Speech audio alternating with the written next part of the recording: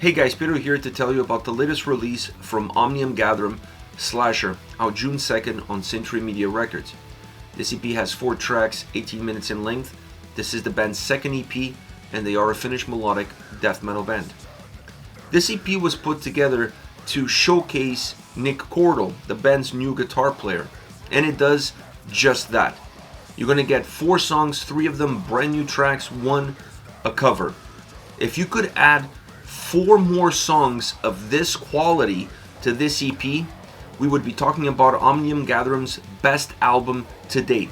That speaks volumes to how good these 4 songs are. So let's go through them so you can have an idea of what to expect. The EP starts off with Slasher. That was the first single that they released. A song that has great guitar sound. The DNA of the band is definitely infused in this track. Not just from a guitar sound point of view, but also from a keyboard synthesizer standpoint. It allows you to feel the melodic accents of the song. The synths really enhance the melodic side that the track has. So this makes the song feel a lot more dynamic because it's a track that musically has that melodic approach, but it also has a heavier bite to it. The interesting aspect about this track is that the same sort of dynamic and the same sort of movement that you're going to get musically, you're also going to get vocally. The harsh vocals enhance the heaviness of the track, while the clean vocals enhance the more melodic side of the song. Really interesting way of building a track with 2 different elements that move in a very similar way side by side with one another. This is your prototypical Omnium Gatherum experience, blending really well heaviness, power, aggression with melancholy and melody. Great track, great guitar sound, and the vocals are phenomenal. Both clean vocals and harsh vocals. Next you have Maniac, a cover of Flashdance movie soundtrack theme song. Now, the way, at least for me, that I know that I'm listening to a great cover is when I'm almost confused in terms of, is this a cover or is this original material?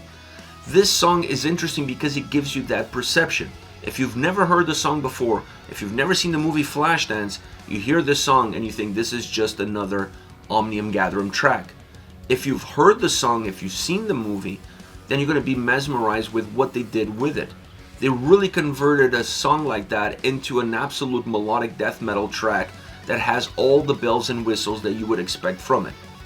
Great balanced, harsh vocals delivered from start to end that emphasize a lyrical content that I didn't think could be emphasized in this manner. Musically, very heavy, but still very melodic, using the keys to bring the original sound or the original essence into a track that's a lot heavier than the original ever was.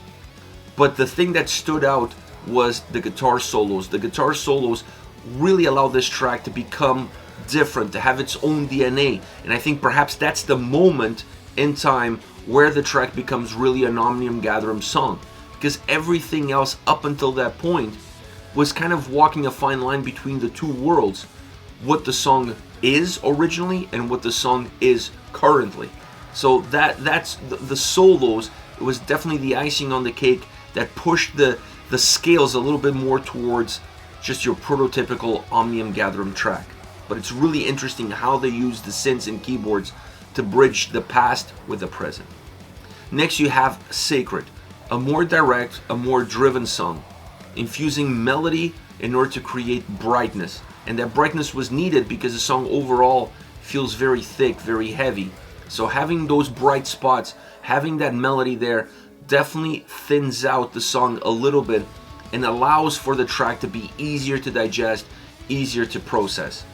It's also a song that has 3 different momentums. It has the verses, the pre-chorus, and the chorus. The verses is where the song is at its heaviest.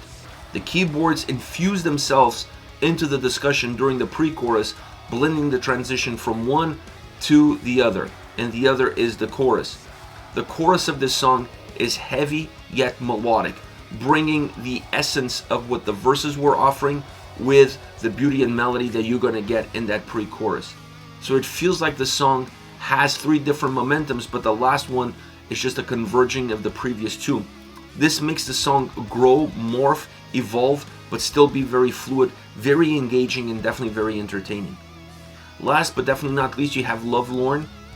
It's hard for me to call this a ballad, but I think it's the closest that you could go when it comes to melodic death metal and still feel like you're listening to a melodic death metal song. It has a lot of ballad type elements, specifically in the verses. The verses very stripped down, very naked, if you will, more methodic, even melancholic to a certain extent. The vocal delivery helps bring that mood, that vibe, that atmosphere to the forefront, with the sound playing a little bit more behind it, allowing the vocals, allowing the energy and the emotional drive of the vocals to be in the forefront, because this is the most emotionally driven song of the whole EP. You see it in the lyrical content, and you see it in the vocals in terms of how they deliver that lyrical content. It's a great track all around. It's the most subdued, the most emotional, like I said, song of all four, and definitely the perfect closing track for the up and down experience that the previous three will offer you. Let me know your thoughts on Omnium Gatherum Slasher EP out June 2nd on Century Media. Use the comment section of this video, hit me up. I'll be reading those and getting back to you. Take care, guys.